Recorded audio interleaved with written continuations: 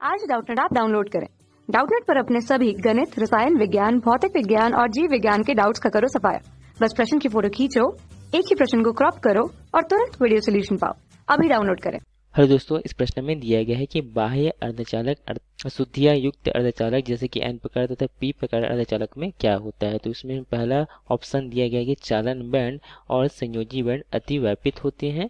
B में दिया गया कि चालन बैंड तथा संयोजी बैंड के मध्य अंतराल 16 इलेक्ट्रॉन वोल्ट से कम होता है।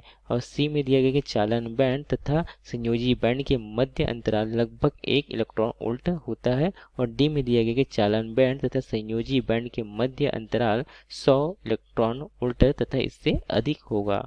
हम सबसे पहले हम देखते हैं शुद्ध अर्धचालक या नैज अर्धचालक या इसे हम आंतरिक अर्धचालक कहते हैं। तो जो शुद्ध अर्धचालक होते हैं ये ऐसे अर्धचालक होते हैं जिनमें किसी प्रकार की कोई अशुद्धियां नहीं मिली होती। जैसे कि इसके उदाहरण देखें, इसके उदाहरण सिलिकॉन तथा जर्मेनियम इसके उदाहरण हैं। हम जानते हैं कि शुद्ध अर्धचालक की चालकता बहुत कम होती है, अतः इसकी चालकता को बढ़ाने के लिए हम शुद्ध अर्धचालक में कुछ अशुद्धियों को मिलाते हैं। तो इन अशुद्धियों को मिलाने से शुद्ध अर्धचालक की चालकता बढ़ जाती है और इस जो अर्धचालक हमें प्राप्त होता है इसे हम बाह्य अर्धचालक या एक्सट्रिंसिक सेमीकंडक्टर कहते हैं। तो यह जो बाह्य अर्धचालक होते हैं ये दो प्रकार के होते हैं। जब हम शुद्ध अर्धचालक में त्रिसंयोजी परमाणु या त्रिसंयोजी हम अशुद्धियां मिलाते हैं तो इससे हमें पी प्रकार का अर्धचालक प्राप्त होता है।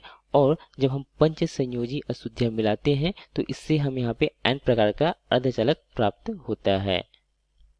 अब हम देखते हैं बाह्य अर्धचालक में ऊर्जा बैंड को। हम जानते हैं कि दो वहाँ पे बैंड होती है, पहला है संयोजकता बैंड और दूसरा है चालन बैंड। यहाँ पे संयोजकता बैंड यहाँ पे निम्न ऊर्जा स्तर का बैंड होता है, चालन बैंड उच्च ऊर्जा स्तर का बैंड होता है। यदि हम यहाँ पे संयोजकता बैंड के उच्चतम ऊर्जा स्तर को यहाँ पे EV से प्रदर्शित करें तथा चालन बैंड के निम्नतम ऊर्जा स्तर को यहाँ पे EC से प्रदर्शित करें, तब यहाँ पे चालन बैंड तथा जो संयोजकता बैंड के मध्य जो यहाँ पे ऊर्जा अंतराल होता है इसे हम यहाँ पे EG से प्रदर्शित करते हैं, EG से। तथा यहाँ पे EG का जो मान यहाँ पे क्या होगा, EC ऋण EV होता है। इसे हम यहाँ पे क्या कहते हैं, EG को यहाँ पे हम वर्जित ऊर्जा अंतराल या हम यहाँ पे बैंड अंतराल कहते हैं। तो यहाँ पे यह जो है यहाँ पे बाह्य अर्धचालक में लगभग यहाँ पे जो EG का जो मान है लगभग यह 1 इलेक्ट्रॉन वोल्ट के बराबर होता है।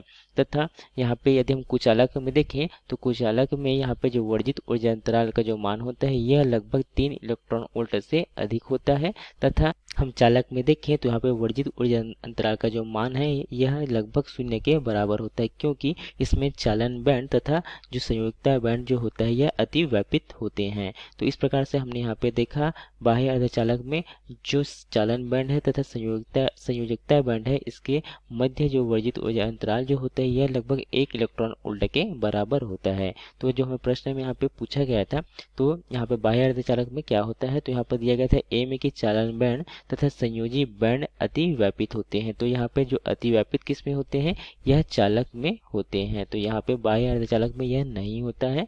बी में दिया गया कि चालन बैंड तथा संयोजी बैंड के मध्य अंतराल 16 इलेक्ट्रॉन वोल्ट से कम होता है। तो यहाँ पे 16 इलेक्ट्रॉन वोल्ट बहुत अधिक होता है। यह जो है किस में होगा, यह कुचालकों में होगा। सी में दिया गया कि चालन बैंड तथा संयोजी बैंड के मध्य अंतराल लगभग 1 इलेक्ट्रॉन वोल्ट होता है। तो यहाँ पे ऑप्शन सी जो है यहाँ पे सही है। डी में दिया गया चालन बैंड तथा संयोजी बैंड के मध्य अंतराल 100 इलेक्ट्रॉन वोल्ट तथा इससे अधिक होता है। तो यह बहुत अधिक है, तो यह कुचालकों में ही हो सकता है। तो यहाँ पे सिर्फ विकल्प सी ही सही है। धन्यवाद। कक्षा 6 से 12वीं से लेकर नीट, IIT, JEE वो एडवांस के लेवल तक 1 करोड़ से ज्यादा छात्रों का भरोसा। आज ही डाउनलोड करें डाउटनेट ऐप या व्हाट्सएप करें अपने सारे डाउट्स 8400 400 400 पर।